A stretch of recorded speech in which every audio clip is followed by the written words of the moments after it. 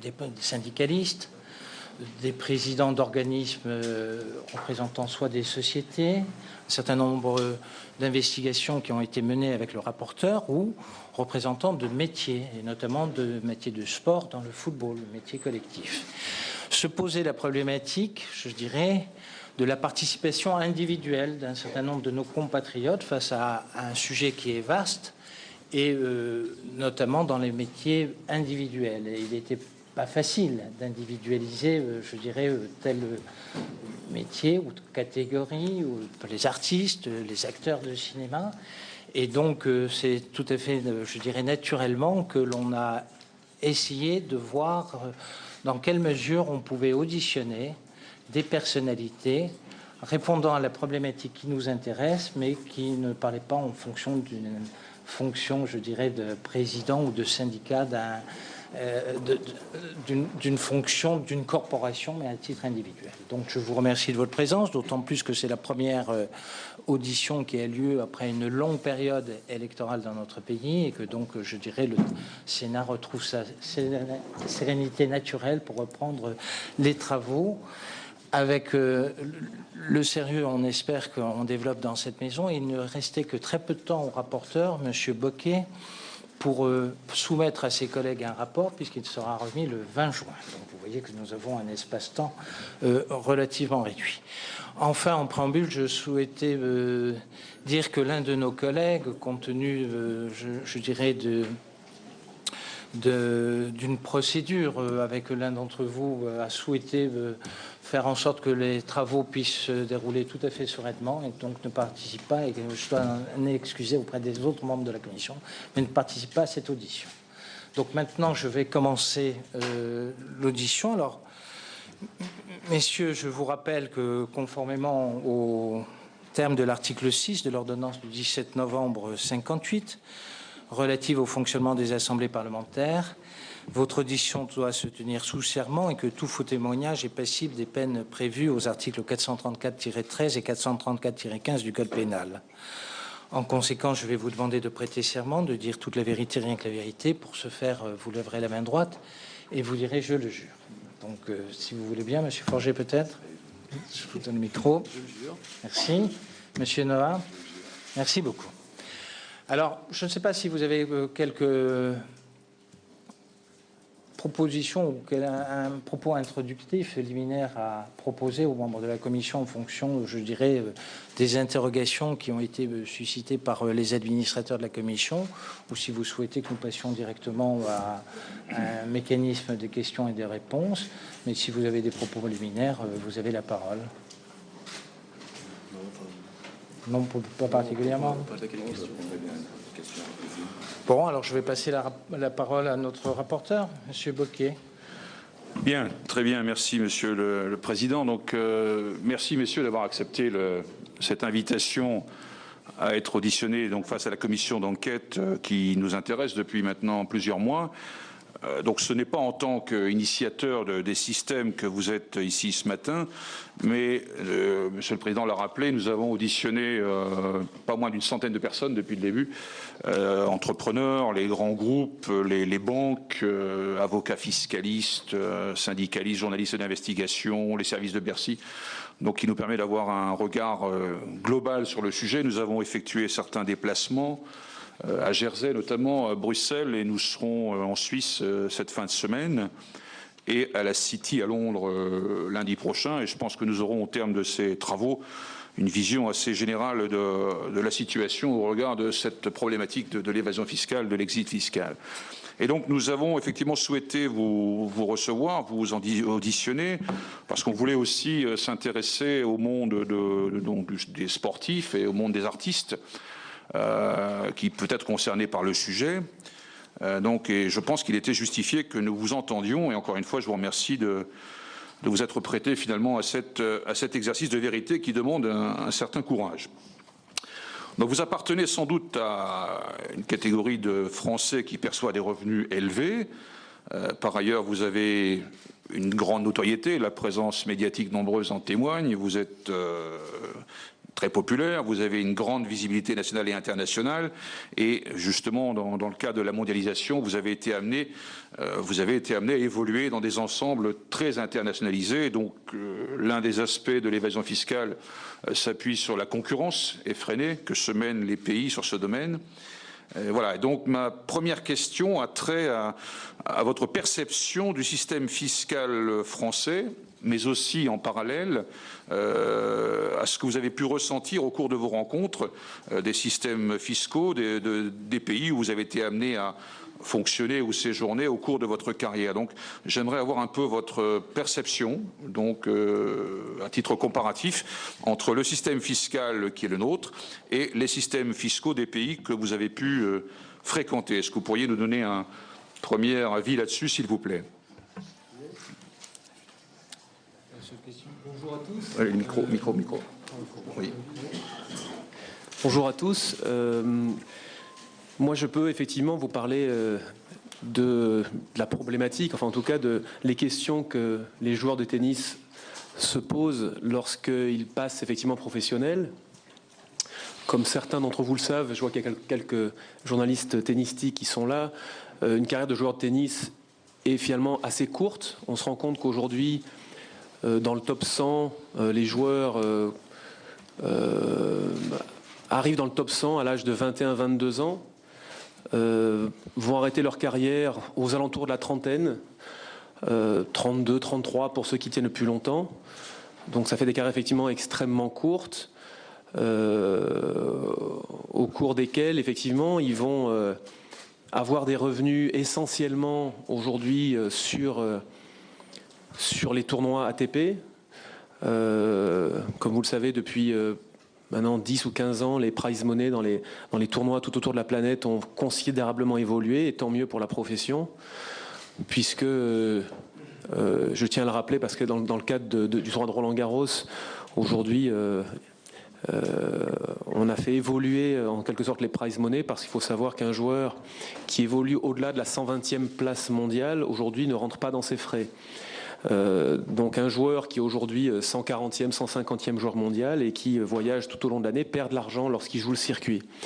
Donc pour ce qui est des 120 meilleurs, lorsqu'ils y parviennent, sur une carrière finalement très très courte, ils essayent de...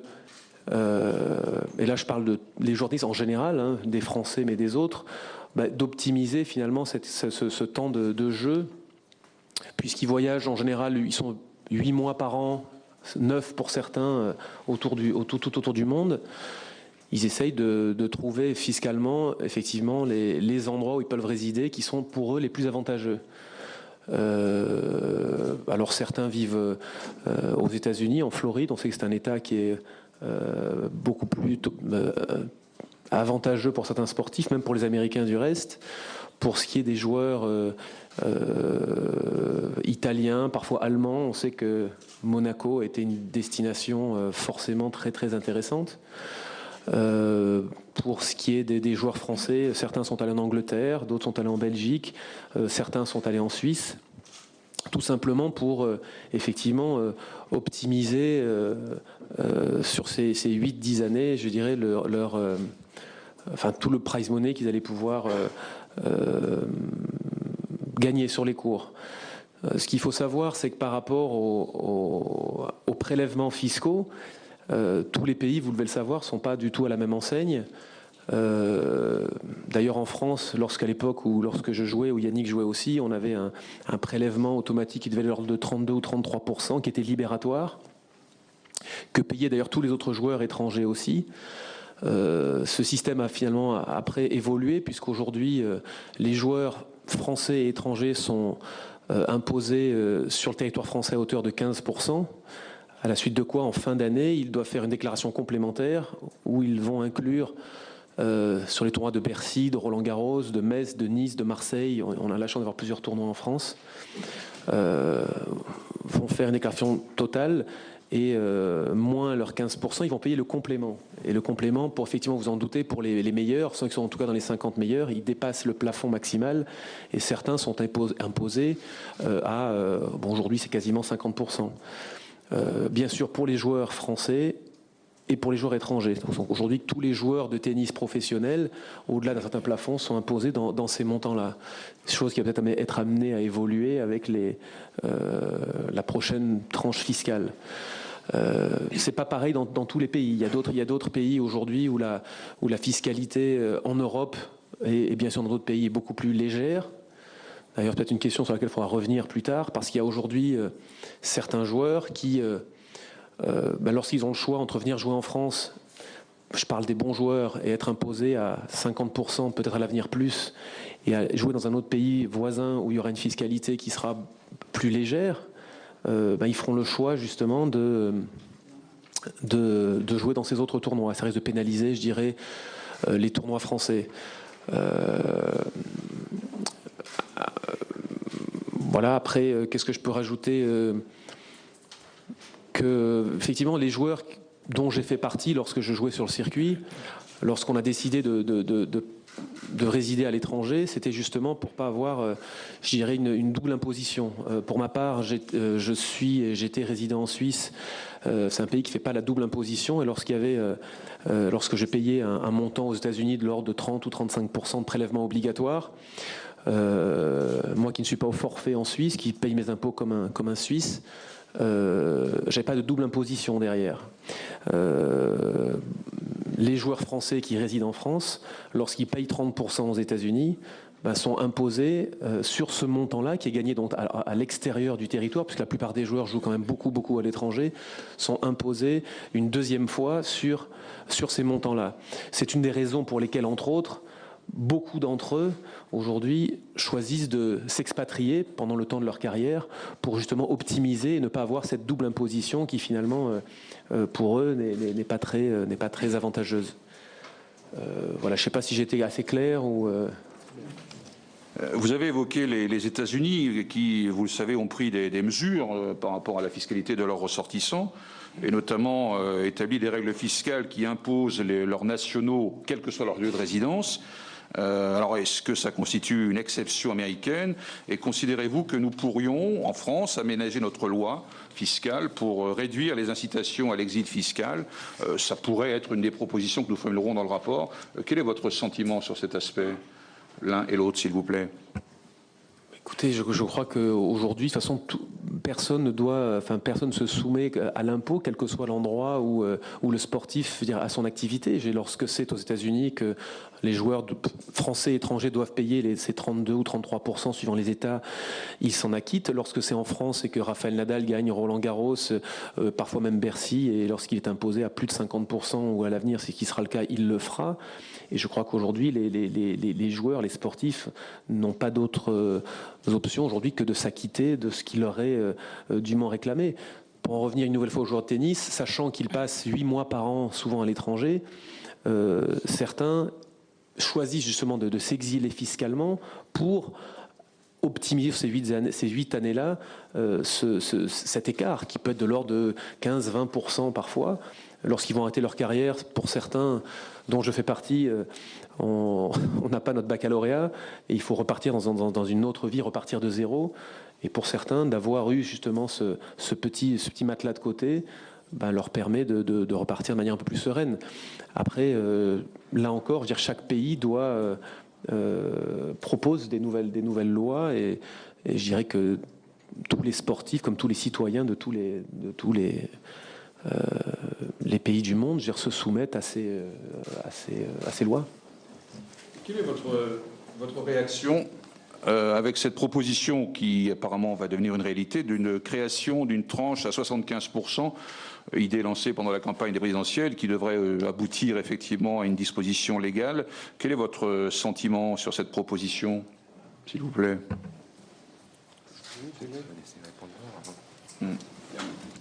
Bonjour, messieurs, dames. En fait, il y a deux aspects. L'aspect, Guy a parlé donc de la position des joueurs de tennis professionnels. Lorsqu'il parle des joueurs de tennis professionnels, il parle on va parler d'une cinquantaine de joueurs qui sont concernés, une centaine de joueurs concernés. Là, pour ce qui est de cette proposition, là, on parle bien entendu on continue à parler de joueurs de tennis. il y a deux aspects. Il est certain que certains joueurs vont peut-être se retrouver refroidis par le fait d'être obligés de payer une telle somme, autant d'impôts. Mais enfin, il faudra savoir que ça reste quand même une minorité, que lorsqu'on joue un tournoi comme Roland-Garros ou à Bercy, même si on parle beaucoup de prize money, ça reste quand même une fenêtre importante sur le plan international. Il y a la tradition du tournoi, il y a l'histoire du tournoi qui fait que même au-delà du prize money, on peut se retrouver à gagner et tirer des bénéfices d'une belle performance à Roland-Garros ou sur un grand tournoi, bien au-delà du prize money. Donc le prize money n'est pas tout. C'est pour ça que je pense que pour aller plus loin, il serait juste, il me semble juste, et mon sentiment n'est pas partagé par la plupart de mes confrères, il me semble juste que justement des joueurs de cet acabit qui, lorsqu'ils gagnent Roland-Garros, je connais très peu de gens qui disent Rafael Nadal a gagné 7 Roland-Garros, donc a gagné tant de millions d'euros. Ça ne se calcule pas comme ça. Et je pense que si aujourd'hui Rafael Nadal lui proposait de gagner Roland-Garros gratuitement, il viendrait quand même. Donc je pense que c'est un débat qui mérite d'être soulevé, mais d'un autre côté, il me semble, et en tout cas c'est mon sentiment, que ça me paraît juste qu'un quelqu'un qui gagne autant d'argent puisse avoir la possibilité de le partager. Deuxième série de questions avant de passer la parole à mes collègues, dont je sais que certains souhaitent la prendre. On essaie aussi, dans les travaux de la Commission, de comprendre les mécanismes à l'œuvre dans ces dispositions et ces phénomènes. Et on voudrait comprendre aussi les conditions concrètes qui peuvent amener un sportif de haut niveau, disposant de revenus élevés, donc d'optimiser sa fiscalité. J'imagine que l'entourage doit jouer au niveau des joueurs professionnels, mais on voudrait également comprendre le rôle des uns et des autres. Est-ce que c'est l'agent qui intervient pour un joueur? Est-ce que c'est une banque? Est-ce que c'est un avocat fiscaliste? Enfin, quels sont un peu les rouages de la mécanique de cette optimisation fiscale? Le premier responsable, le premier motivé, c'est le joueur. C'est le joueur qui joue, qui a une carrière, et Guy le soulignait justement, c'est une carrière qui dure 10 ans au maximum quand ça marche bien.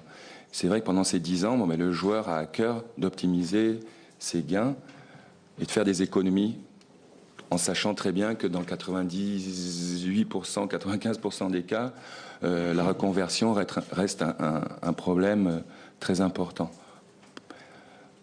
Donc le calcul est forcément différent, parce que ce sont des carrières qui sont très très courtes. Ensuite, bien entendu, comme disait Guy, les joueurs ont commencé très tôt leur carrière, à savoir que pour la plupart ont arrêté leurs études au milieu du secondaire, et donc se retrouvent obligés de faire appel à des impresarios, des avocats, des agents, qui les guident ensuite, parfois bien, parfois moins bien, tout en sachant qu'à ce moment-là, c'est vrai que l'entourage est responsable, à part pour des gens branchés,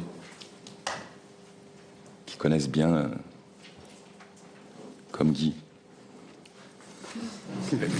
Est-ce qu'il y a... Guy, tu étais très bon, tu étais très bon.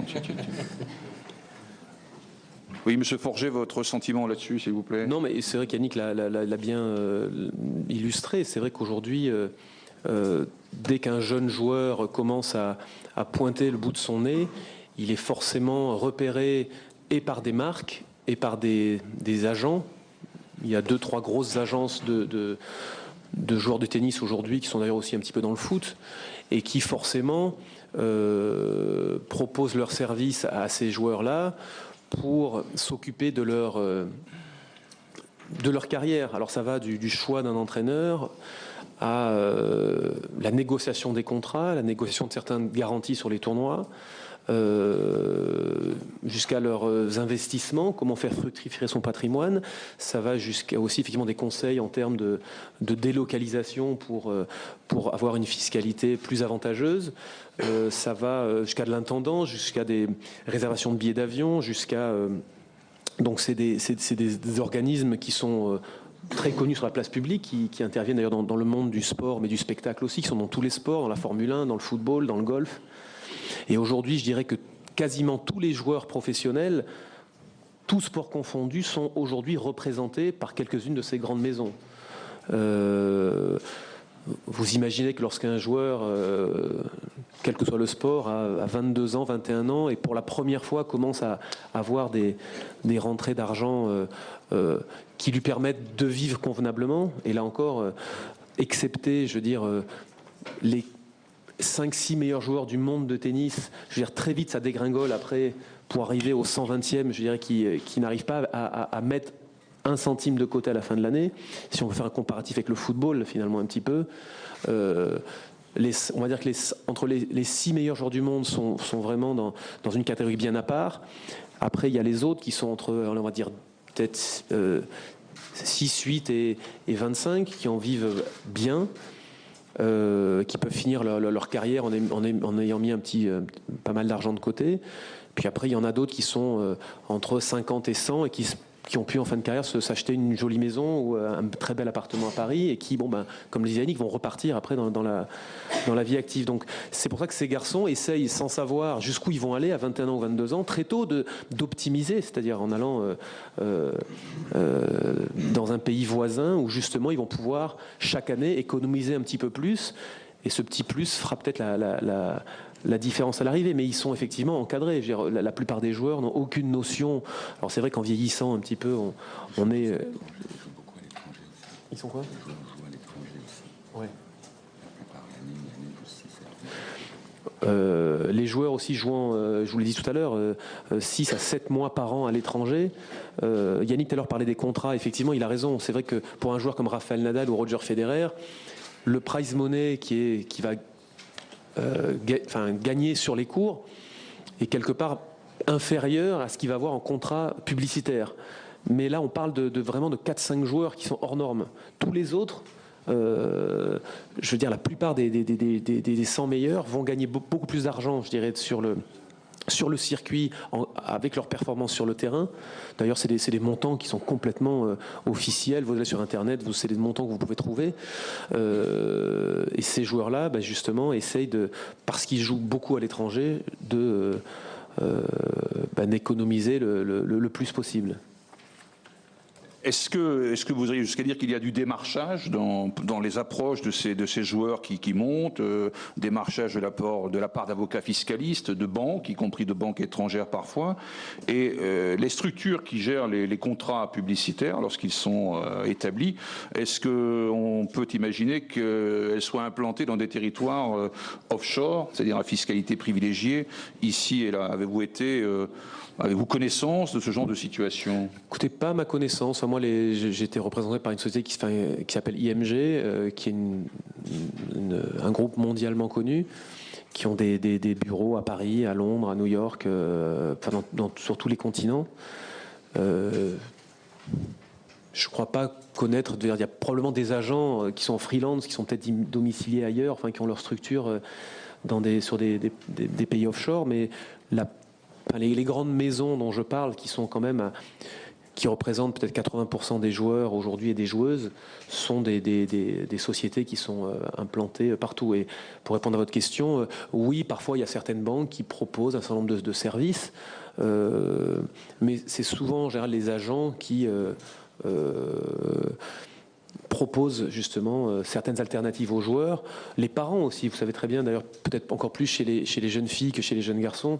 Les jeunes filles arrivent parfois sur le circuit à être très très fortes à 16 ou 17 ans, qui n'ont même pas fini leur scolarité. Et souvent les parents étant omniprésents, c'est les parents qui s'occupent, je dirais, de tout cet aspect fiscal et qui, eux, quelque part, se renseignent auprès d'agents, de banques, pour optimiser justement ces revenus.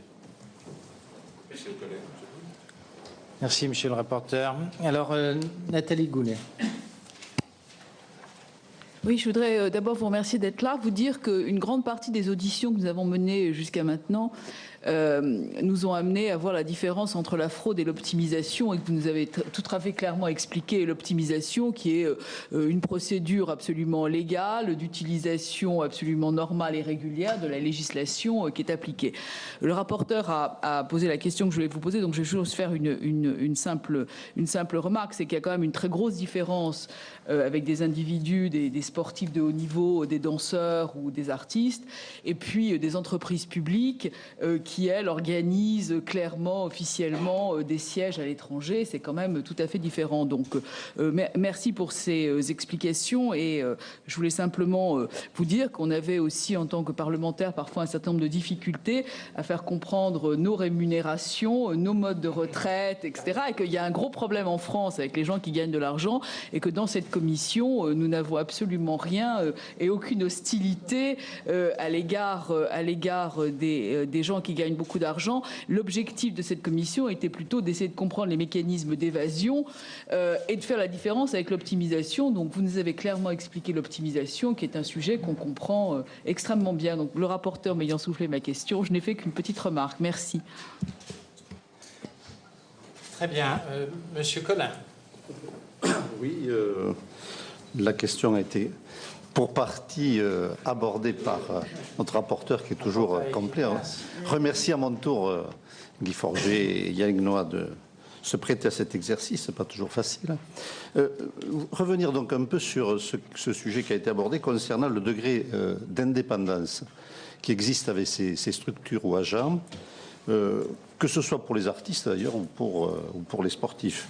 Et justement, ces structures ne ponctionnent-elles pas à la base, au départ, beaucoup d'argent au détriment, bien entendu, de l'artiste ou du sportif? On parlait des structures, des conseils. Et il convient sans doute peut-être de réglementer mieux la profession des agents et autres, parce que c'est un sujet récurrent qui est souvent abordé dans cet hémicycle, mais toujours pas réglé. Écoutez, je peux parler juste des joueurs de tennis que j'ai encadrés là pendant quelques années. Et lorsque je jouais, c'était mon cas. Effectivement, ces agences qui proposent leurs services, forcément, se rémunèrent sur un pourcentage, bien sûr, des contrats. Qui vous paraît normal, Qui paraît normal. Maintenant, il faut savoir que ces pourcentages sont négociables. Ce n'est pas des choses qui sont fixes. D'ailleurs, je dirais que sur les 15-20 dernières années, ils ont été revus à la baisse. Lorsque j'ai commencé, moi, ma carrière, mon agent percevait 25% de la totalité de mes contrats et de mes garanties. Et puis, c'est descendu petit à petit parce qu'il y a eu de plus en plus d'agents et je crois qu'ils ont essayé de diminuer leur marge. Et je crois savoir qu'aujourd'hui, certaines grandes stars payent moins de 10%, je dirais, sur leur contrat et leurs garanties à leurs agents. Donc c'est des choses quand même qui sont assez, assez transparentes. C'est pas des choses qui sont arrêtées, mais enfin les joueurs ont pleinement conscience, je dirais, que ce service, forcément, parce qu'il y a vraiment des joueurs aujourd'hui qui sont encadrés de A à Z, c'est-à-dire que ce soit pour, on parlé de leur fiscalité tout à l'heure, leur résidence principale, l'agent s'occupe véritablement de tout, c'est comme un espèce de concierge qui va s'occuper de l'envoi de ses raquettes, de son matériel, de tous les problèmes d'intendance qui sont liés à sa carrière, vu qu'il est tout le temps à l'étranger. Ça les fragilise, non? Tout est, aujourd'hui, chaque agent essaye d'être le plus convaincant possible et d'attirer le plus de joueurs. Donc, il propose un tas de services qui méritent effectivement rémunération. D'ailleurs, aujourd'hui, je sais qu'il y a des agences qui souffrent beaucoup parce qu'à force de réduire leurs coûts et de proposer tous ces services, quand vous prenez 8% ou 10% sur un contrat qui n'est pas très important et que vous devez suivre le joueur à l'étranger, dans les hôtels, payer une secrétaire, et il y en a qui ont beaucoup de mal. Certains sports sont mieux organisés que d'autres. Le tennis est un des premiers sports à être professionnel, donc depuis 68, donc c'était vraiment un des premiers sports. Les premiers tournois ont été organisés par quelqu'un qui est toujours un agent, qui a monté cette agence qui s'appelle ProServe, qui était le premier agent qui était avocat, qui était aussi bon joueur de tennis. Donc quand on regarde un peu les structures de tous les joueurs de tennis, c'est très très bien organisé, très professionnel et plutôt transparent. Comparé à d'autres sports où c'est un petit peu où vous trouvez parfois des gens qui ne sont pas de la profession et qui se retrouvent agents et qui, eux, là, peuvent parfois travailler différemment. En tennis, c'est assez bien structuré. Il y a deux très grosses, trois maintenant, Advantage, à l'époque, je ne sais pas, ça existe toujours. Moi, je vous parle, enfin, j'ai arrêté depuis un moment. Mais Advantage, IMG et ProServe, qui étaient les trois grosses boîtes et qui avaient tous les joueurs maintenant.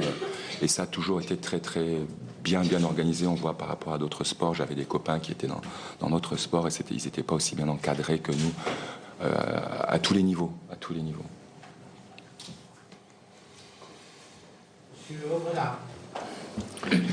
Oui, tout d'abord, merci à mon tour à Guy Forget, à Yannick Noah d'avoir accepté notre sollicitation. Cette audition arrive presque en fin de parcours. Nous allons avoir très peu d'auditions maintenant. Et ça nous permet d'avoir une vision un peu globale des choses, déjà sur le constat. Ensuite, il restera à travailler sur les solutions.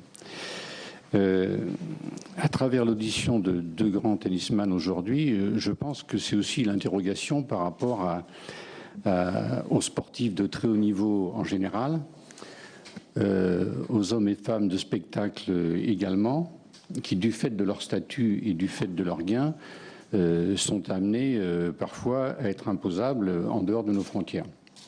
Donc ce n'est pas spécifiquement le tennis qui est aujourd'hui visé à travers cette audition. Il me paraissait important de le souligner.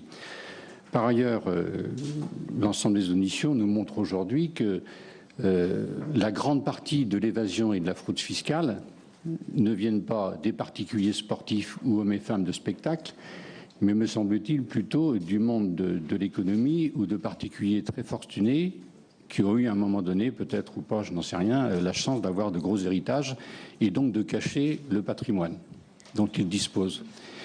Et donc, ce n'est pas uniquement au niveau du revenu, en termes d'échelle. Pour autant, on constate bien que nous vivons une telle période que l'exemplarité est considérablement importante. Et je crois que c'est plus à ce titre-là qu'aujourd'hui nous vous auditionnons. Je comprends bien, après avoir entendu M. Forget en particulier, que les joueurs de tennis qui sont classés au-delà du 120e mondial n'ont pas de problématique fiscale, puisque leur rémunération ne conduit pas forcément à avoir un niveau de vie extraordinaire. Donc ceux qui sont visés, et notamment en titre d'exemplarité, ce sont plutôt les joueurs de très haut niveau et de premier rang. La même chose pour le football, la même chose dans d'autres domaines plus artistiques. C'est l'exemplarité. Dans le domaine du sport en particulier, à partir du moment où ces joueurs, puisque nous parlons du tennis, ou joueuses, ont bénéficié quand même de l'environnement sportif, de l'environnement en termes d'éducation d'un pays comme la France, il ne semble pas illogique, mais ce n'est pas du tout ce qui a été dit, mais il ne semble pas illogique qu'ils puissent rendre à un moment donné ce qui leur a été collectivement apporté, et notamment par l'aide fiscale de l'ensemble de nos concitoyens. Alors maintenant, ça c'est l'aspect collectif. Il y a l'aspect individuel qu'il faut entendre. Une carrière courte, et du coup, c'est du ressort de la collectivité également de prendre en compte ce phénomène que la carrière est courte. Et c'est aberrant de constater parfois que de grands champions olympiques qui ont amené l'honneur à notre pays, par l'intermédiaire de médailles d'or par exemple, qui 10 ou 15 ans après se retrouvent dans une extrême pauvreté. Et là, globalement, ça signifie quoi? Ça signifie qu'à partir du moment où un homme ou une femme a porté haut l'honneur de notre pays, il doit aussi collectivement considérer, nous devons collectivement considérer, que c'est de la responsabilité de la nation de leur permettre de vivre décemment jusqu'à la fin de leur jour. Alors ensuite, ça suppose bien entendu d'aller beaucoup plus profondément dans cette réflexion-là. Mais au minimum, me semble-t-il, à partir du moment où quelqu'un de très haut niveau a apporté beaucoup à notre pays en termes d'honneur et de représentation, étant membre d'une équipe de France, mais quelle qu'elle soit et quelle que soit la discipline par ailleurs, il semble logique qu'au minimum, ensuite, il ait une retraite qui soit au minimum du salaire médian moyen, du salaire médian. Donc. Ça suppose bien entendu une réflexion importante. Et sur les 75%, j'ai beaucoup apprécié la réflexion, la réponse, mais nous la connaissions déjà de Yannick Noah, à savoir que à partir du moment où on gagne plus d'1 million par an, j'ai entendu Nathalie Goulet, c'est pas le niveau des parlementaires, voilà, il y a quelque chose qui m'a échappé. Mais le même rapport payer entre l'argent, c'est ça que je voulais dire. 75% au-dessus de 1 million et seulement à partir d'1 million, ça n'est pas aberrant. C'est en termes d'exemplarité que cela se pose, notamment dans la situation dans laquelle notre pays se trouve aujourd'hui. Et donc j'ai apprécié la réponse de Yannick Noah, notamment en évoquant la nécessité d'une indispensable solidarité qui finalement est une solidarité citoyenne qui doit être comprise par tous. Et donc je pense qu'en termes d'exemplarité, il est indispensable à la fois de tenir compte des carrières courtes, il faut que les législateurs en tiennent compte, et en même temps que ceux qui ont la chance de gagner beaucoup se rendent compte que l'exemplarité, c'est aussi de payer au pot commun pour payer les services publics, pour payer la formation des futurs joueurs de tennis, et donc d'aller dans ce sens d'une responsabilité et d'une exemplarité qui, dans la période, mais pas seulement, apparaît, je crois, à tous indispensable. Mais donc, chers collègues, c'était un commentaire, pas de question particulière. La question particulière, c'est de savoir si éventuellement il partage, s'il partage ce point de vue, qu'à partir du moment où un joueur de tennis, puisque nous évoquons cette discipline aujourd'hui, a bénéficié de la formation, de l'éducation dans notre pays, est-ce qu'il n'est pas logique, mais j'ai cru entendre déjà la réponse, logique qu'il y ait une participation à la solidarité nationale à un moment donné. Ensuite, la deuxième question, est-ce qu'il pense qu'il est logique qu'à partir du moment où un homme, une femme a porté haut les couleurs de notre pays, il est logique que la collectivité nationale assure l'avenir de cet homme ou de cette femme ensuite lorsqu'il a terminé sa carrière. Bien. Je parlais du tennis. Je devrais connaître les micros. Je parlais du tennis. C'est vrai que l'organisation du tennis, nous avons, un système de retraite en fait qui permet d'accompagner les joueurs qui en ont besoin.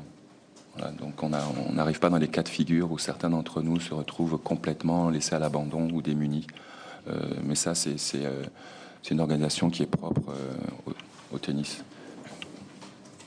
Tu me reprends si je dis des bêtises, Guy. Non, c'est correct. C'est une petite retraite, mais effectivement l'ATP, qui est l'association des joueurs de tennis professionnels, sur chaque événement prélève un pourcentage justement du prize money pour le remettre dans un espèce de pot commun. Et des joueurs qui ont passé une dizaine d'années dans le top 100. D'ailleurs, Yannick va commencer à le toucher bientôt, je crois, parce qu'il a l'âge. Les mensualités, voilà, au cas où il soit dans le besoin. La confraternité, ça marche partout, c'est ça. Bien, la parole est à Monsieur Guerriau. Oui, Jacques Guerriau, sénateur de Loire-Atlantique. J'ai eu le plaisir, Yannick, de te recevoir l'année dernière à Saint-Sébastien où tu as fait un excellent concert. Moi, je vous remercie évidemment tous les deux, Guy Forget et Yannick Noah, pour avoir accepté de vous soumettre à nos questionnements et à nos réflexions et à participer finalement avec nous à cet enjeu de mieux comprendre l'évasion fiscale, ça a été dit. Vous êtes, par ce que vous avez fait, vous avez été capitaine de l'équipe de France tous les deux, vous avez remporté des Coupes Davis au titre de vos fonctions de manager de cette équipe tous les deux. Vous avez donc porté finalement les couleurs de la France au plus haut niveau de notre nation. Vous avez, pour Yannick, maintenant, c'est aussi toute une carrière de chanteur dont nous sommes fiers, puisque la popularité est présente. Ça veut dire quoi? Ça veut dire qu'en fait, finalement, vous êtes des icônes de notre nation. Et par définition, vous représentez pour beaucoup, pour des gens moyens, des gens modestes, des personnes qui vivent dans les quartiers, qui vivent en France, vous représentez l'exemplarité et vous représentez notre nation. C'est pourquoi je crois qu'il y a un double regard que nous pouvons porter. Le regard d'une nation fière de ces compétiteurs que vous avez été, de cette exemplarité du savoir-faire et du savoir-être et de votre réussite. Et puis en même temps, le besoin de vous retrouver à travers la fiscalité comme étant présent sur notre sol. En 91, 92, 93, Yannick Noah avait fait le choix de vivre en Suisse. Guy Forget, vous l'avez dit très correctement à l'instant même également. Et ça, pour chacun, je dirais pour les gens, pour les habitants de notre pays, pour les Français, c'est quelque chose qui n'est pas forcément compris parce que même si c'est pas une fraude, c'est considéré quand même finalement une évasion d'une manière ou d'une autre et on est bien sur le sujet. Et donc ça ne peut pas être bien ressenti parce que vous êtes ces icônes que nous voulons porter comme étant dans l'exemplarité qui a été évoquée par mon collègue il y a un instant. Donc ça m'interroge parce que je me dis, si vous avez eu, et vous l'avez justifié, cette cette attitude, comment peut-on penser qu'avec un 75% au-delà d'1 million d'euros, qui est le cas qui vous touche et qui touche d'autres personnalités, on peut penser que les comportements changeront? Je ne crois pas que ce soit incitatif à faire revenir en arrière. Au contraire, je pense qu'il y aura une accélération de ce mouvement-là et que ce que l'on veut gagner d'un côté, on le perdra de l'autre parce que, évidemment, on pourra toujours dire que c'est bien de reconnaître le drapeau français, c'est bien de rester dans son pays et de payer de la fiscalité, c'est bien la solidarité, mais dans la réalité, on retombera dans très exactement ce que vous avez évoqué tout à l'heure, le phénomène d'une carrière courte, et quand on a une carrière courte, évidemment, on optimise, et vous l'avez justifié, je dirais, avec courage auprès de nous, et je tiens à vous en remercier, parce que c'est cette réalité qui est la nôtre, et il faut la prendre en considération. Moi, j'ai envie que nos vedettes, j'ai envie que ceux qui portent les couleurs de la France aussi bien que vous avez pu la porter, ceux qui nous font honneur, ceux qui font que les populations vibrent, ceux qui nous donnent du plaisir, vous nous avez du plaisir, en 83, quand Yannick Noah gagne Roland-Garros, et ça ne s'est pas reproduit, depuis, nous avions été très fiers, et j'étais de ceux-là qui étaient devant son poste de télé, enthousiasme à voir cette réussite et cette belle victoire. Nous avons envie que ça se reproduise et nous avons envie que nos sportifs restent sur le territoire français. Donc je pense que cette mesure de 75% n'est pas une bonne mesure, dans la mesure elle s'arrête à une situation qui ne conduira pas finalement à de bons résultats, ceux que j'attends de notre nation. Par ailleurs, je voudrais simplement dire, et j'ai compris complètement cette question de l'échelonnement, je veux dire par là que la problématique des carrières courtes, on parle des sportifs, on peut parler des chanteurs peuvent avoir un succès fou pendant une période très courte. On l'a vu, on a des exemples de personnes qui à un moment donné ont été des vedettes, des stars, dont la durée de carrière était très courte. C'est pas le cas de Yannick Noah, mais c'est le cas de d'autres personnes. Le succès littéraire peut aussi conduire à un moment donné, par un best-seller, à avoir des revenus sur une période extrêmement courte, tout à fait sympathiques, mais qui vont pas durer dans le temps. Une vie professionnelle, un métier, vous pouvez avoir à un moment donné, dans votre carrière, une promotion qui vous amène à des revenus importants, mais qui ne dureront pas. Dans une carrière antérieure, j'ai eu à aider un joueur, un footballeur français d'origine sénégalaise, qui a été quelqu'un de très connu en France, qui a été en Division 1, qui a joué à Nantes. Enfin, je ne vais pas aller plus loin, sinon on saura qui il est, et qui était dans une situation catastrophique, et que nous avons embauché comme chauffeur. C'est pour vous dire la situation entre une période où on peut gagner énormément d'argent et finalement une situation qui devient miséreuse parce qu'en fait on vient dans une situation difficile à un âge très jeune alors qu'on a appris à dépenser beaucoup lorsqu'on a gagné beaucoup d'argent et qu'on n'a pas été forcément bien accompagné. Ce qui me fait dire sur ce point-là, c'est que je pense que le vrai problème à gérer, c'est la question de l'échelonnement finalement de cette période qui fait que finalement notre fiscalité elle porte sur des revenus sur une année, alors qu'en réalité on devrait mesurer les choses plutôt sur une échelle beaucoup plus longue liée à des situations qui font que contrairement à beaucoup où les revenus viennent en fin de carrière, vous les avez plutôt en début de carrière avec évidemment des situations plus difficiles après. Donc je crois qu'il y a une réflexion du fiscaliste à apporter et du législateur que nous sommes sur comment essayer de contribuer à niveler peut-être un phénomène qui n'est pas à l'échelle d'une année, mais à l'échelle d'une vie, et qui, bien évidemment, fait qu'il y a des phénomènes de succès et d'autres de moindre revenus. Voilà, donc moi je tiens à nos sportifs, je tiens à ce que vous êtes, je suis très très heureux de vous voir ici à cette table, et je vous demande qu'est-ce que vous pensez d'abord effectivement sur les 75%. Est-ce que ce raisonnement qui consiste à penser que naturellement, et vous l'avez montré par vous-même, il y aura une tentation à prendre des résidences à l'étranger s'accentuera, malgré les bonnes volontés de certains dont vous faites partie. Et deuxièmement, comment faire en sorte de réfléchir à un autre mode de fiscalisation qui prendra en considération un cas de figure qui est celui que vous présentez avec une durée très courte dans le succès. Quoique vous avez fait de longues carrières, je pense à Naïnik en particulier. Moi, je parle en mon nom, je ne peux pas parler au nom de tous les sportifs et tous les artistes. J'ai arrêté ma carrière sportive il y a 20 ans, à l'époque où les gains étaient nettement inférieurs à ce qu'ils étaient aujourd'hui.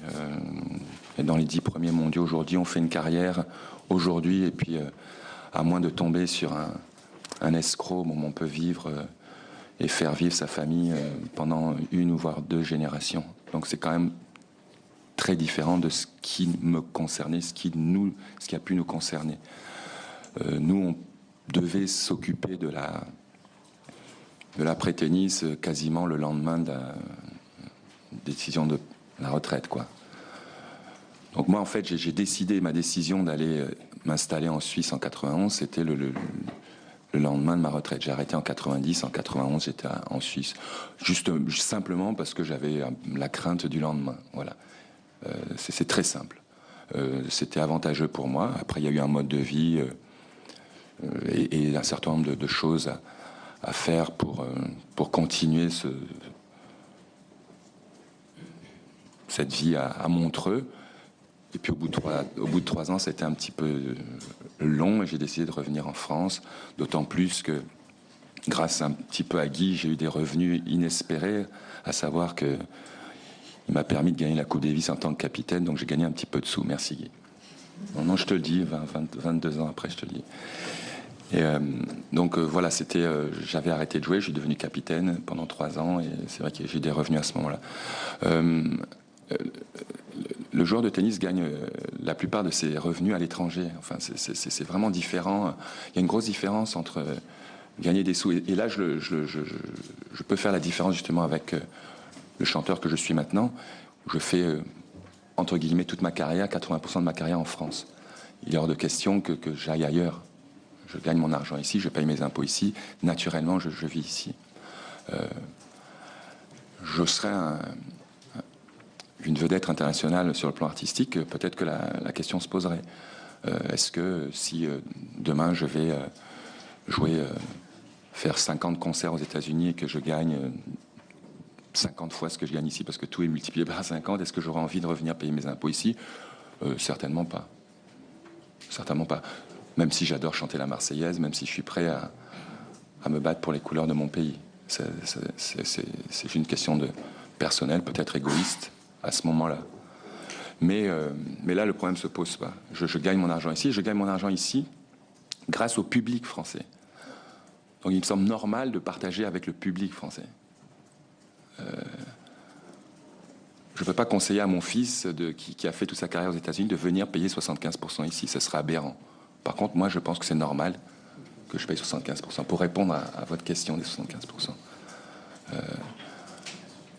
ne suis pas à la tête d'une grande compagnie avec plusieurs antennes à l'étranger. C'est pas mon cas. Donc voilà, quoi. Enfin, vous avez l'air très précis par rapport à un avis très tranché pour ces 75%. Donc le mien aussi assez tranché.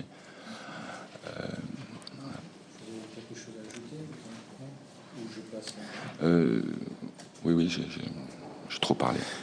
Monsieur Bécaud, alors. Oui, merci à vous deux, Guy Forget et Yannick Noah. Moi, je voudrais revenir sur la double imposition, parce que je n'ai pas très bien compris, et il faudrait que vous nous apportiez quelques précisions sur cette double imposition, d'une part. Ensuite, comment le joueur de tennis se déplace et est-ce que ses voyages sont pris en charge, son hôtel, etc. Ça aussi, c'est quelque chose qu'on connaît mal. Et 3, effectivement, moi je pense qu'il me paraît important que l'on puisse ensemble réfléchir, nous parlementaires, mais vous sportifs ou artistes, réfléchir à la mise en place d'une fiscalité qui soit plus appropriée, compte tenu des carrières très courtes. Je crois que ce serait, en effet, comme le disait tout à l'heure mon collègue, il faudrait voir globalement les choses, parce que pour les grands joueurs, pour les 10 ou 15 du top mondial, ça ne pose pas de problème. Moi, je comprends que Yannick, qui fait, lui, une double carrière sur le plan national comme artiste, je comprends aussi que ça ne lui pose pas de problème. Mais pour certains qui gagnent beaucoup moins d'argent, ils peuvent à un moment donc payer beaucoup et puis après se retrouver un peu misérable, je dirais, pour essayer d'accentuer les choses.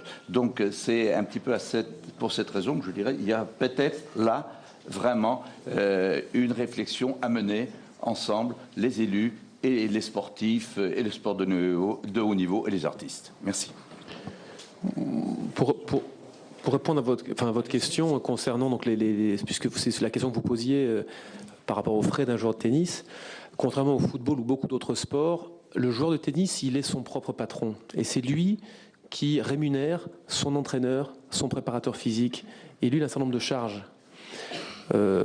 Aujourd'hui, on va dire qu'un joueur qui est dans les 100 meilleurs, je ne parle pas de Federer et Nadal qui, eux, voyagent dans des conditions différentes avec un staff très très important, mais on a calculé que ça lui revient environ à 125 000 € de frais par an sur ses voyages. C'est lui qui paye son billet d'avion, c'est lui qui paye en général ses repas, c'est lui qui paye le salaire de son entraîneur, le salaire de son préparateur physique. Et forcément, parce que sa chambre d'hôtel, celle du joueur, elle est prise en charge quand il va jouer à Bercy ou ailleurs, ou à l'étranger. Par contre, pour son entraîneur et son préparateur physique, c'est lui qui doit payer la chambre.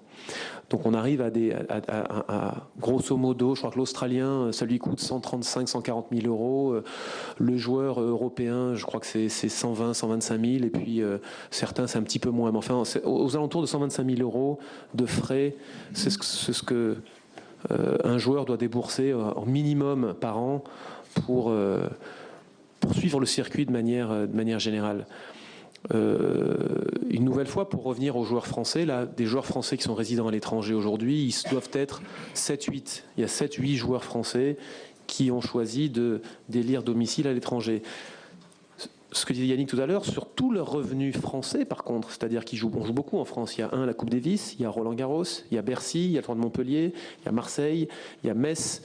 Et en général, les joueurs français jouent la plupart de ces tournois-là. Une fois qu'ils auront fait, leur déclaration fiscale à la fin de l'année, ils vont payer quasiment, je parle de ces 6-7 joueurs-là, ils vont déplacer la tranche maximale en France, je ne sais plus de quel ordre elle est exactement, enfin, mieux la connaître que moi, mais... Et ils vont être taxés donc quasiment à 50%. Donc voilà pourquoi il y a une double imposition. Mais Rafael Nadal et Roger Federer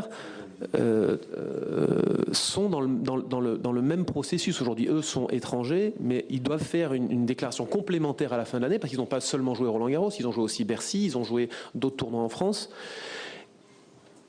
Ils ne s'en offusquent pas, d'ailleurs, ils jouent ces tournois-là. D'ailleurs, comme l'a dit Yannick, Federer et Nadal joueraient Roland-Garros demain, même s'il n'y avait pas de prize money. C'est quelque chose en termes d'image qui est tellement fort pour eux. Néanmoins, je dirais, ils sont taxés aujourd'hui sur ces montants-là. Et si je peux prendre, entre guillemets, la défense un peu de ces joueurs français qui sont aujourd'hui résidents à l'étranger, comme l'a dit Yannick, sur tout ce qu'ils gagnent en France, ils payent la moitié. Alors, après, la question de savoir est-ce que c'est suffisant ou pas, c'est un autre débat. Est-ce qu'il faut l'échelonner sur... à plus forte raison, si on passe demain à 75%, effectivement, ce sera toujours beaucoup d'argent. Est-ce qu'il faut l'échelonner? Je crois que c'est aujourd'hui à vous de réfléchir, justement, à une fiscalité qui peut être peut-être à plusieurs paliers, enfin étalés dans le temps. Je ne pense pas que les joueurs aujourd'hui puissent vous suggérer des idées. Je sais que certains d'entre eux trouvent normal de payer 50% de leurs revenus, mais à un moment donné, ils se disent comme quand je suis aux États-Unis, quand je suis en Australie, quand je suis dans tous les autres pays du monde, si je peux ne pas encore payer 50, je peux en payer que 30, ça me fait économiser 20. Donc c'est une optimisation fiscale et en aucun cas, je veux dire, pour les joueurs de tennis, je veux dire, sur ces 6 ou 7 garçons, parce qu'on parle que de 6 ou 7 garçons là, ce n'est pas, je pense, dans l'esprit dans leur esprit, une évasion fiscale. Alors que c'est perçu d'ailleurs de la part, c'est marrant, des médias et même parfois du grand public, comme des joueurs qui sont, des garçons qui fuient, qui ne payent pas leurs impôts, alors que véritablement, c'est pas le cas. Monsieur Duvernois. Merci, Monsieur le Président. Je voudrais tout d'abord remercier Guy Forget, qu'on partage ou pas son opinion. Son propos a le mérite d'être articulé et clair. Cela étant dit, dans votre vie professionnelle, Monsieur Noah, comme sportif et comme artiste de variété, et aussi bien entendu dans votre engagement citoyen, vous avez toujours défendu au sens large du terme la justice sociale. C'est une attitude qui vous honore. Mais la justice sociale, dans une république comme la nôtre, repose d'abord sur la justice fiscale. Celle qui permet de collecter l'impôt issu de la création de richesses, individuelle et collective, de manière à pouvoir le redistribuer au mieux, dans un souci d'équité et donc de justice sociale que vous prônez. Cette commission d'enquête n'est pas sur l'évasion des capitaux, n'est pas un tribunal administratif. Mais elle cherche à comprendre l'état d'une situation préoccupante à plus d'un titre pour rétablir les finances de notre État, dont vous connaissez l'ampleur du déficit. Pour ce qui nous concerne aujourd'hui, et mon propos s'adresse particulièrement à vous, nous voudrions comprendre, sans avoir à l'esprit d'un quelconque jugement moral. Vous l'avez dit tout à l'heure, mais je crois utile de revenir sur cette question, ce qui vous a conduit à faire des économies. Ce n'est pas une expression personnelle, c'est la vôtre.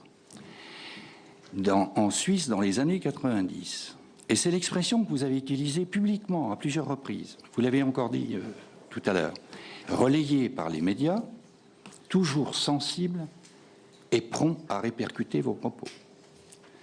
Ce choix personnel de vous exiler fiscalement et le contentieux qui est encore, semble-t-il, le vôtre avec le ministère du Budget, est-il en conformité avec l'esprit de justice sociale que vous prenez? Les citoyens français imposés et appelés à l'être encore davantage dans la situation économique, financière et fiscale qui est la nôtre, veulent simplement savoir, parce qu'au travers des médias, vous apparaissez comme un exemple de réussite citoyenne, et nous nous en réjouissons, ce que recouvre véritablement votre attitude, vos engagements, pour sortir, je m'exprime en tant que citoyen et me fais la voix de ce que j'entends autour de moi, ici et là, d'une certaine ambiguïté entre la vertu civique que tout le monde partage et une problématique d'évasion fiscale qui semblerait être encore la vôtre. Je vous remercie.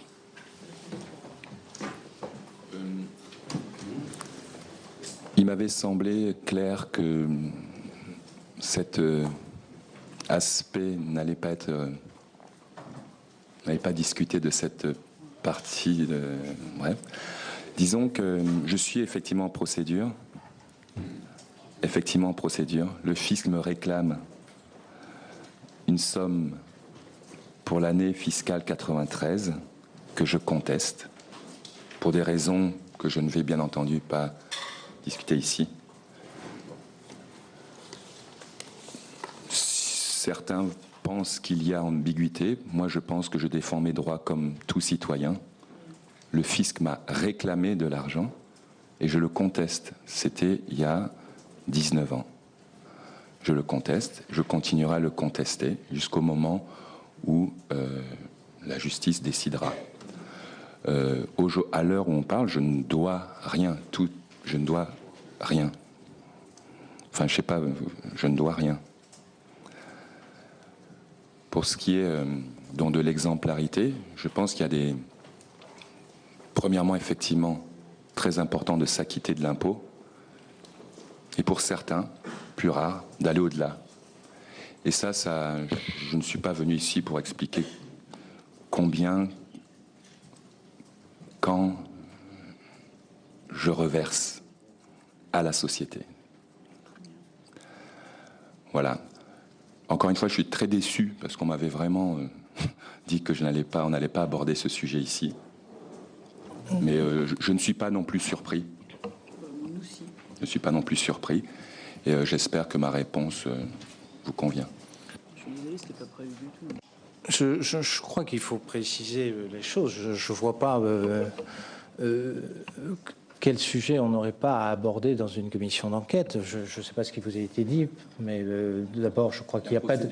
La procédure, une procédure... Oui, mais justement, on ne l'évoque pas. Je veux dire, nous ça j'ai cru comprendre que monsieur l'évoquait. Alors, pour compléter peut-être un peu le je comprends pas bien. Je n'ai pas évoqué de procédure et je voudrais vous rappeler, monsieur Noah, que vous êtes un citoyen comme moi, comme nous tous, et dans cette maison où nous avons liberté de parole et de ton, d'expression, en notant que les choses sont exprimées d'une manière posée, réfléchie et respectueuse de l'autre. Ce que j'ai fait avec vous. Oui. C'est bien ce que j'ai compris. Il est évident que nous ne voulons pas rentrer dans des cas particuliers. C'est ce qu'a dit d'ailleurs, je crois, l'ensemble de nos collègues, et que c'est pour cela qu'on ne rentre pas. Pour autant, on est quand même obligé de savoir à peu près. Excusez-moi, j'ai cru comprendre là c'était un cas particulier, non? Enfin, je sais pas, j'ai mal compris. Je crois qu'il n'y a pas eu de détails particuliers qui ont été évoqués. Enfin, je sais pas, vous m'avez nommé. Ah oui, non, mais d'accord. Donc c'est un cas particulier. Je vais peut-être alors essayer de compléter peut-être l'interrogation de mes collègues. En tout cas, moi, j'ai une interrogation à formuler. Nous avons interrogé les gens du football. Actuellement, il y a l'Eurofoot. Il y a 5 grands pays. Il y a l'Allemagne, l'Italie, l'Espagne, l'Angleterre qui participe, et l'équipe de France, et on espère, comme tout le monde, un grand succès à l'équipe de France. C'est un sport collectif. Bon. De ces 5 équipes, en Europe, on pourrait parler de la Hollande et d'autres, la seule équipe nationale dont la majorité, parfois c'est les 2/3 selon les sélections, des joueurs qui la composent, sont des joueurs qui doivent faire leur passion à l'étranger, leur métier à l'étranger. Et je ne pense pas qu'effectivement, quelqu'un qui veuille faire le sport le plus populaire du monde, entre 18 et 25 ans, sa préoccupation, c'est l'exil fiscal. Bon. Mais c'est un constat. C'est la même chose pour nos artistes, pour les acteurs de cinéma, les chanteurs, les joueurs de Formule 1. C'est comme ça qu'on est venu à vous convoquer ou à vous demander de témoigner et de participer. Et c'est vrai qu'il y a une certaine incompréhension, parce que vous dites... J'avais peur, ce que je comprends très bien. Puis il y a 20 ans, les situations n'étaient pas les mêmes, etc. Et donc je suis parti parce que j'avais peur, je voulais faire des économies. Et c'est la logique même. Et en même temps, on dit que j'ai une carrière courte. Mais je crois que dans tous les métiers, généralement, sauf dans le vôtre, sauf là où il y a un talent particulier, souvent on n'est pas 10 ans dans des hauts revenus. Parfois ça arrive en fin de carrière. La plupart du temps, dans le monde des affaires, c'est ce que j'allais dire comme peut-être un de mes collègues, ça arrive les dernières années. On est rarement PDG à 25 ans jusqu'à 65 ans. On l'est souvent dans les hauts revenus de 55 ans à 65 ans. C'est-à-dire c'est une carrière courte à l'envers, ce qui se passe pour beaucoup de contribuables. Vous avez le fait de dire, effectivement, nous, on a une carrière courte très jeune face à des responsabilités, et puis on ne sait pas comment faire. Mais c'est quand même malheureux pour un pays d'avoir la nécessité de dire je suis obligé de partir 3 ans à l'étranger parce que j'ai besoin de faire des économies, parce que j'ai une certaine angoisse pour la vie. Et puis après, ça a été évoqué à plusieurs reprises, optimisation, économie. Vous avez toute cette angoisse. Et après, je peux revenir, parce qu'effectivement, après, une fois que j'ai fait l'optimisation, on peut revenir. Et puis, je dirais, ça, c'est une situation un peu curieuse, parce que vis-à-vis des générations qui vous succèdent, eh bien, vous pourriez dire, il faudrait peut-être changer. Pourquoi on n'est pas comme les Allemands, pas comme les Anglais, pas comme les Espagnols, pas comme les Italiens? C'est un peu bizarre comme attitude. Moi, j'ai été choqué par le propos que vous avez tenu tout à l'heure. Choqué, étonné. Je veux dire, en termes de compréhension, je dirais, je comprends peut-être beaucoup de choses. Vous dites, je ne le dirai pas à mon fils. À moi, oui, moi je suis en France, de toute façon ma carrière, moi je suis parti au moment où il fallait partir, et puis maintenant j'ai un public français, alors je peux bien payer mes impôts en France, 75%. Mais mon fils, qui est aux États-Unis, à 75%, c'est aberrant, vous avez dit. Alors je dis, mais c'est pas l'exemplarité, ça. Mon fils joue dans des salles. Et vous savez, moi je suis plutôt partisan que les talents s'expriment, franchement. Et je trouve tout à fait anormal que dès qu'on réussit dans le cinéma, dès qu'on réussit dans la science, dès qu'on réussit quelque part, on soit obligé de partir. Et vous qui êtes parti, qui êtes revenu, expliquez-nous pourquoi. Pourquoi? Mais alors là, c'est vrai que je comprends l'interrogation de mon collègue du Vernois, parce que vous dites, pour mon fils, je le fais pas. Non, écoutez, excusez-moi, peut-être qu'il faut que je vous précise. Pour mon fils, je le ferai pas. Je le ferai pas. Mon fils, ou un ami, mon fils est engagé par une compagnie privée qui s'appelle la NBA. C'est un sport professionnel, mais c'est la NBA. Voilà, ce sont des équipes privées, et il se trouve que il joue dans des conditions. Non, mais les sportifs et plein d'enfants sont passionnés par ce sport. Et en fait, ce sont ils jouent tous les soirs dans des salles de 30 000 personnes. On n'a pas de salle de 30 000 personnes. Donc, il y a des droits télé qui ne sont pas les mêmes droits télé. Donc, il a des revenus qui ne sont pas les mêmes que les revenus qu'il aurait ici, au même niveau. Donc voilà, c'est clair. Vous parliez de l'équipe de France de foot, où certes, la plupart ne sont pas, mais l'équipe de France de basket, ils sont juste tous aux États-Unis. Et viennent jouer pour l'équipe de France avec plaisir, viennent s'acquitter à tous leurs devoirs, entre guillemets, mais leur profession les amène à jouer aux États-Unis. voilà, c'est à ce niveau-là que je dirais ce que je trouverais aberrant. Pas plus intéressant de se poser une réflexion collective entre élus, personnes qui sont confrontées à cette situation, de dire il y a quand même un problème puisque ça se produit qu'en France, plutôt que de dire ils vont faire leur carrière aux États-Unis, ils sont obligés de réaliser leur carrière professionnelle et puis 10 ans après ils vont venir et puis de toute façon là il y aura plus de pic de salaire, donc on pourra venir en France et je dirais se mettre dans le moule de la société française, avec ses interrogations, avec ses contraintes, mais on est quand même un pays où finalement tout le monde est obligé de partir, et vous revenez après, 10 ans après, pour dire, ah bah oui, finalement, c'est bien 75% ou pas 75%. Non, peu importe, je rentre pas dans le détail des 75%. On revient pour dire c'est 75%. Ce que je veux dire, c'est quand on a M. Thierry, est-ce qu'il est là, si c'est une bonne chose pour le football français, pour les clubs, la compétitivité, vous avez cité le mot de compétitivité tout à l'heure, c'était intéressant, en disant, évidemment, à tournoi comparable, on manquera de compétitivité. C'est peut-être plus simple de dire les choses maintenant que de les dire avec un recul lorsque finalement on a perdu la compétitivité. Lorsque je jouais au tennis, moi j'étais en France, déjà, lorsque j'ai joué.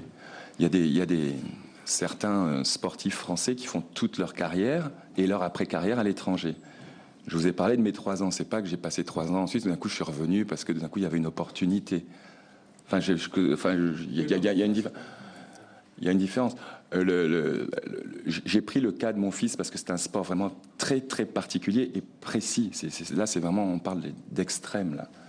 C'est qu'effectivement le cas du basket est vraiment par rapport à d'autres sports où effectivement d'autres sports où on peut continuer à mener une carrière en France. Pour ce qui est du basket, à partir du moment où on touche le haut niveau, c'est quasiment impossible. Et ça ne touche pas que la France, c'est d'autres pays européens. La plupart des joueurs européens maintenant ont la possibilité et partent à l'étranger.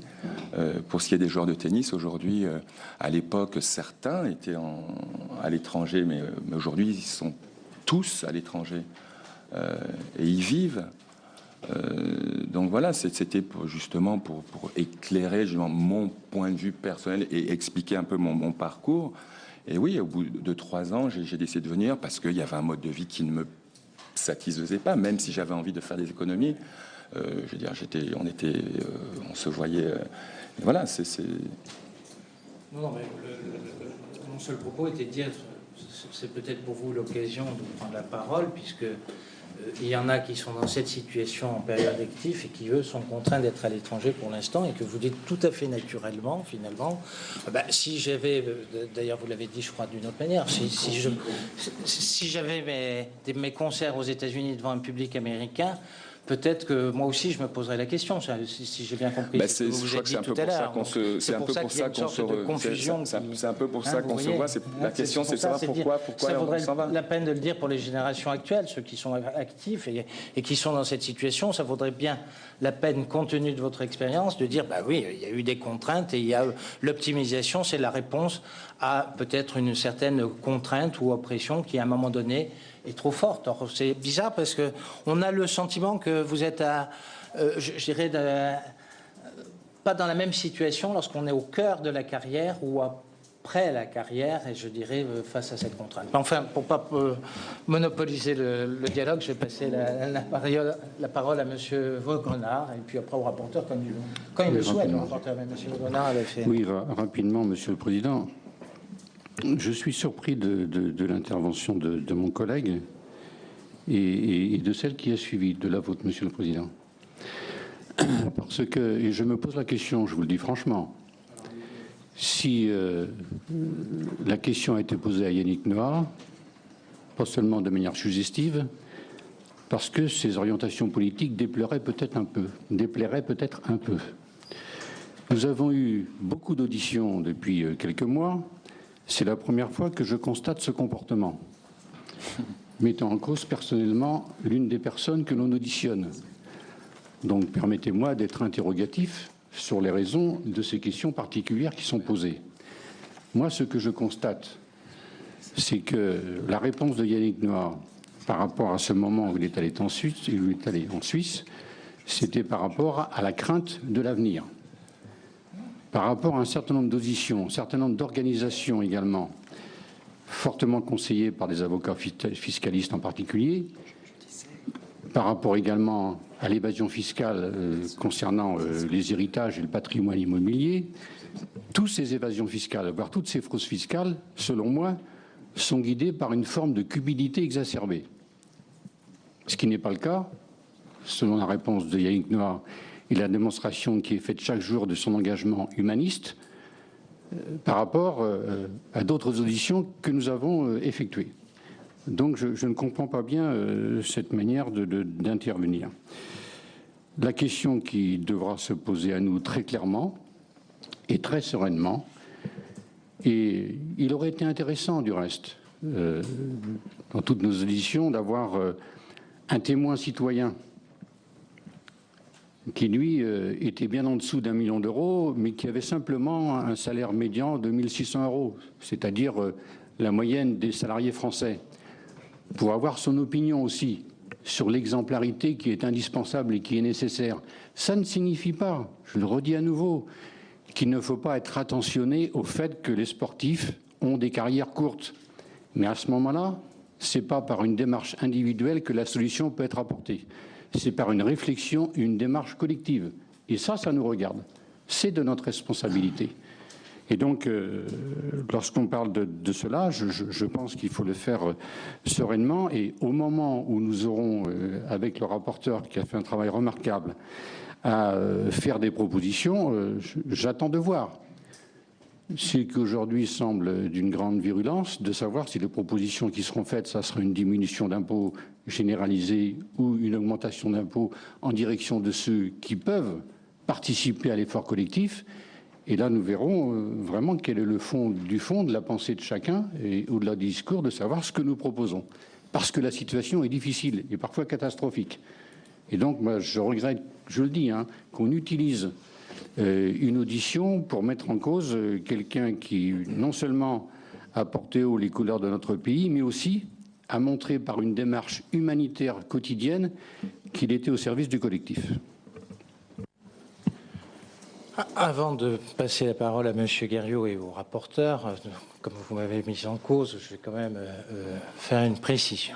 Je veux dire, j'ai noté le témoin citoyen, mais ça c'est au rapporteur qui conviendra de sélectionner un témoin citoyen représentatif de la population française pour qu'on puisse l'auditionner. Donc je vous laisse le choix de le trouver. Je pense, Monsieur Noah, que je n'ai pas voulu, je ne pensais pas faire de la politique en vous interpellant sur les réactions, parce que, encore une fois, et je vous le dis à tous les deux, on vous remercie vraiment de venir, mais il faut quand même qu'on puisse établir un dialogue. Et le dialogue, c'est avec des sportifs. Ce qu'on n'a pas voulu faire avec le football, pourquoi on allait prendre tel ou tel joueur de football, c'était difficile. Pourquoi on prendrait tel acteur, éventuellement, ou chanteur. Vous avez l'avantage d'être à la fois sportif et chanteur. Donc au moins, on avait le monde culturel et le monde sportif. Et cette question, je l'aurais posée de toute manière, parce que, chers collègues, vous savez très bien que ce type de questions, je les pose souvent, tellement je suis exaspéré de voir un certain nombre de nos élites quitter notre pays, et l'hypocrisie qui consiste à glorifier un certain nombre de personnes. Et c'est pour ça que j'ai pris l'exemple du football, par exemple, puisque c'est d'actualité, de dire bah oui, c'est très bien, et puis en même temps, on accepte que dans le football, dans le tennis, on nous a parlé de la Formule 1, on nous a parlé de prix Nobel qui avaient été obligés aussi de partir, et que tous ces gens-là doivent en partie s'exiler. Bon, maintenant, si vous voulez qu'on commence à rentrer dans l'explication politique et argumentée, je suis prêt à vous suivre. Mais je n'ai pas voulu faire, je dirais, dans ma réponse vis-à-vis de M. Noah, qu'en particulier, j'ai voulu saisir l'occasion qu'il exprimait très franchement, d'abord le malaise qu'a un jeune joueur qui se trouve à 23 ans face à une préoccupation qui est, je dirais, presque une carrière libérale. Il est finalement dans une activité libérale. Il est seul face à ses responsabilités, parfois les parents lorsque ce sont des joueuses de tennis. Et donc, il a voulu, tout simplement, je dirais, et ça a été assez exprimé, ou optimiser, ou économiser, ou prévoir la retraite. Et j'ai voulu profiter de l'incompréhension qu'il y avait en parlant d'une situation qui lui était personnelle. C'est lui qui l'a évoqué. Donc, je n'ai pas compris, parce que d'un côté, il souhaitait s'exprimer en soutenant une proposition que vous défendez avec acharnement, que je comprends très bien, mais on fera le débat budgétaire une autre fois, et en même temps dire, mais c'est aberrant et je ne le ferai pas. Donc, c'est tout ce que j'ai voulu faire, et je ne voulais pas remettre en cause la notoriété d'un sportif comme M. Forget, qui, je crois, sur ce plan-là, nous semble unanime. Je passe la parole à M. Guerrier. Oui, merci, Monsieur le Président. En tant que vice-président de cette commission, je n'ai pas la même lecture qui vient d'être donnée. Je pense que c'est très important que nous ayons une libre expression et que les choses puissent porter notamment sur les témoignages. Et ici, nous avons eu 2 témoignages et évidemment, je tiens à les remercier une fois encore de cette franchise parce qu'elle nous apporte en termes de comment contribuer à faire en sorte que nos intérêts se rencontrent. Les intérêts des joueurs, c'est-à-dire qui sont foncièrement attachés au territoire pour lequel ils ont défendu les couleurs, et les intérêts de nos concitoyens, qui est de conserver cette image comme étant l'image de la France. Et je crois que c'est ça qui, fondamentalement, est important. Et à ce titre, je trouve qu'il est aussi nécessaire de toucher les points qui peuvent, à un moment donné, nous permettre d'avancer. Moi, j'en ai retenu 3. J'ai retenu le point sur la question qu'on a discuté sur les 75%, qui reste une interrogation pour moi. La question de l'échelonnement pour essayer de visualiser comment prendre en considération ces carrières courtes. Et puis je dirais un 3e point qui a été évoqué par Yannick Noah, qui sera peut-être un élément sur lequel il faudra aussi discuter. Je pense à la question de l'engagement sociétal des joueurs, parce qu'effectivement, il peut y avoir une contribution solidaire à travers une prise d'engagement qui impacte de fait des mouvements sur, comme c'est fait dans le cadre de l'association sur le sportive dans le domaine du tennis qui a été initié par Yannick Noah. Je pense que ce sont des bonnes choses. Donc il faut aussi en parler, il faut peut-être aussi le prendre en considération dans la réflexion et pourquoi pas même dans la réflexion fiscale et solidaire qui est la nôtre. Voilà, donc merci à vous tous et je trouve que c'était un excellent moment d'échange, Président. Monsieur le rapporteur. Oui, Monsieur le Président, je voudrais, si vous le permettez, sortir un peu de ces considérations personnelles pour revenir à un cadre plus large. Je précise que le rapport qui sera rendu dans quelques semaines et dont j'espère qu'il sera soutenu par la majorité de cette commission, si ce n'est une l'unanimité, consistera d'abord en un état des lieux général de la situation qui nous préoccupe, une analyse qui, je pense, mettra en évidence que c'est bien tout un système qui s'est mis en place à l'échelle planétaire. Nous avons eu l'occasion d'auditionner des grands responsables d'entreprises, industriels, bancaires. On constate aussi que le domaine de l'art est touché par ce cancer. Moi, je décris ça comme un cancer financier. Le domaine du sport est touché. Le club d'Arsenal a mis en place une société à Jersey, par exemple, et on pourrait ainsi multiplier les exemples et susciter l'indignation, parce qu'il y a beaucoup d'indignation. Et au-delà des murs de cette enceinte, je crois, il ne faut pas l'oublier. Donc c'est un phénomène très large que nous décrivons, que nous tentons d'analyser, et surtout que nous ferons des propositions concrètes, y compris législatives, dans le rapport qui sera soumis à l'échange, à la réflexion et au vote de chacun. Voilà, je voudrais aborder 2 questions concrètes qui nous ramènent à notre sujet. Et ça a été évoqué tout à l'heure. Est-ce que vous, l'un et l'autre, vous seriez scandalisés, ou quel est votre avis sur l'idée de lier l'impôt à la nationalité, indépendamment du lieu de résidence? Les Américains l'ont fait. Voilà une proposition et un avis sur lequel je voudrais avoir votre sentiment. Et ensuite, nous allons nous rendre en Suisse en fin de semaine, comme je l'ai indiqué tout à l'heure. Et je dois dire qu'on sent un peu de nervosité côté suisse, un peu de réticence parfois, y compris à nous recevoir. Et donc, quel est l'état de vos relations avec l'administration fiscale en Suisse? Vous avez évoqué, M. Forget, un forfait que le canton où vous résidez.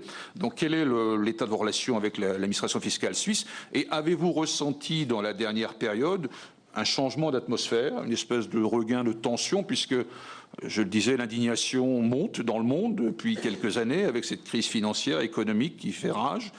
Et donc la Suisse se sent un peu mise à l'index, stigmatisée. Voilà.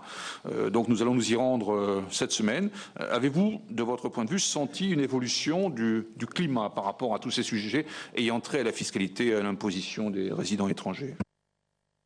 Écoutez, non, je n'ai pas senti aujourd'hui de changement dans les mentalités. Maintenant, je suis pas au cœur du problème parce que je ne suis pas ni expert fiscaliste, ni avocat, ni je ne m'occupe pas de ces structures-là. je ne serai pas dans la tranche des plus de 75%, malheureusement. J'aimerais bien en faire partie, mais non, je suis loin de ces revenus-là.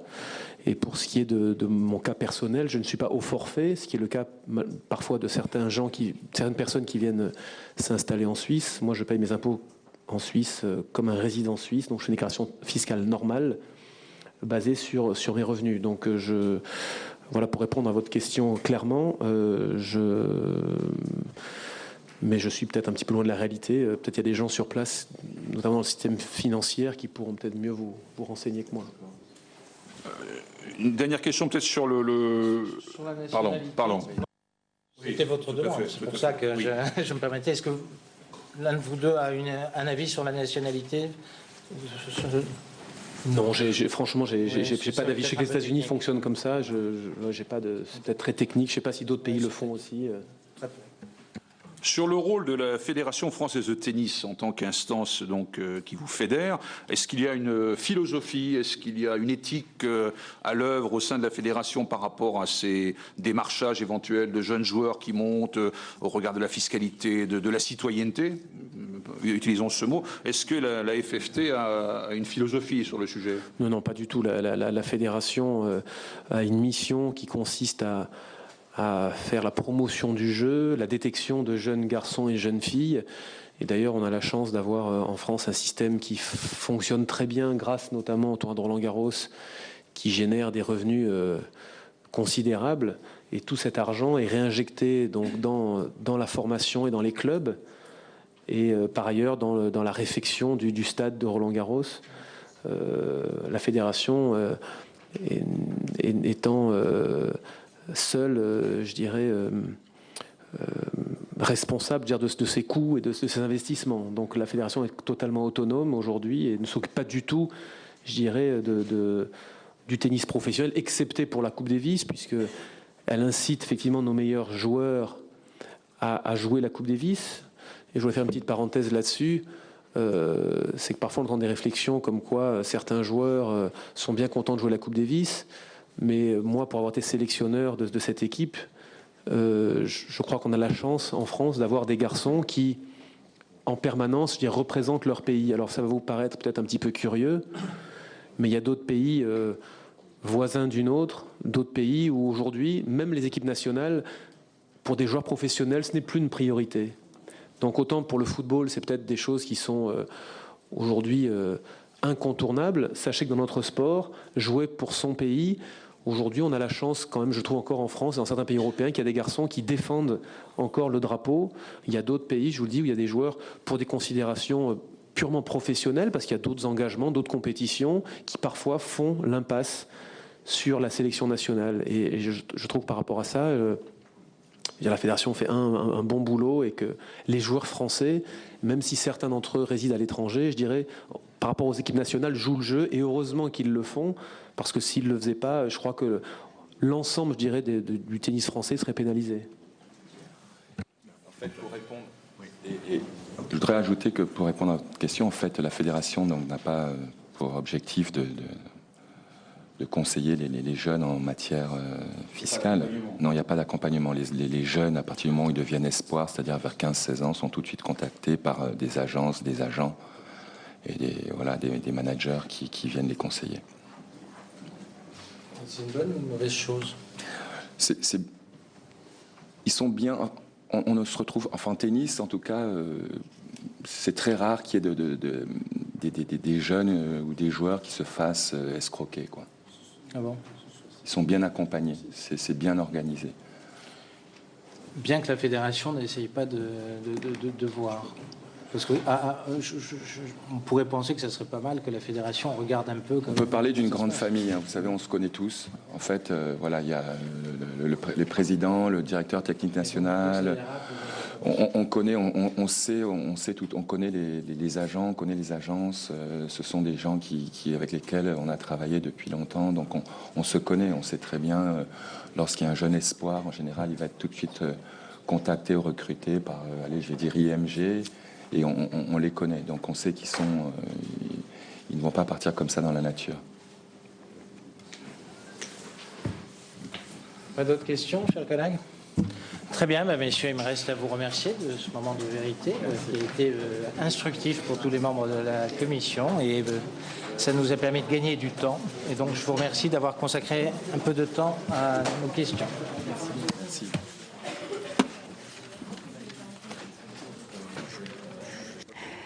Vous venez de suivre en direct les auditions de Yannick Noah et de Guy Forget par la commission d'enquête sénatoriale sur l'évasion fiscale. Si vous souhaitez revoir cette audition, elle est disponible en VOD sur notre site internet publicsénat.fr. Nous reviendrons bien entendu plus largement sur ces auditions dans nos différentes éditions de 19h et de 22h. Très belle journée à tous.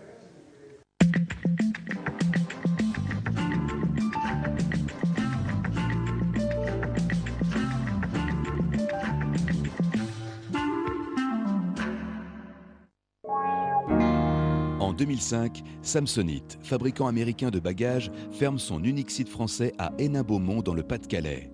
L'usine, reprise par un constructeur de panneaux solaires, dépose le bilan 18 mois plus tard. Les salariés, licenciés sans indemnité, dénoncent une machination juridico-financière.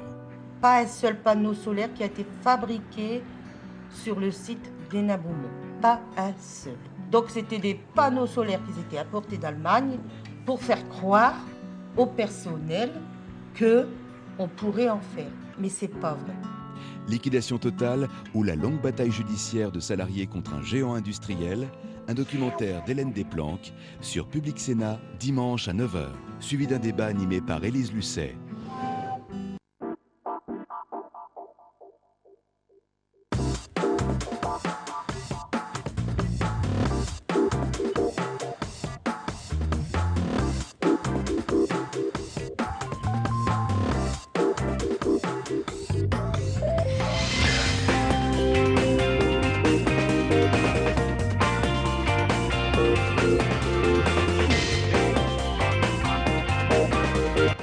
Je vous propose de commencer par la stratégie de François Hollande. Alors à l'époque où il vivait avec Ségolène Royal, c'était le plus discret du couple.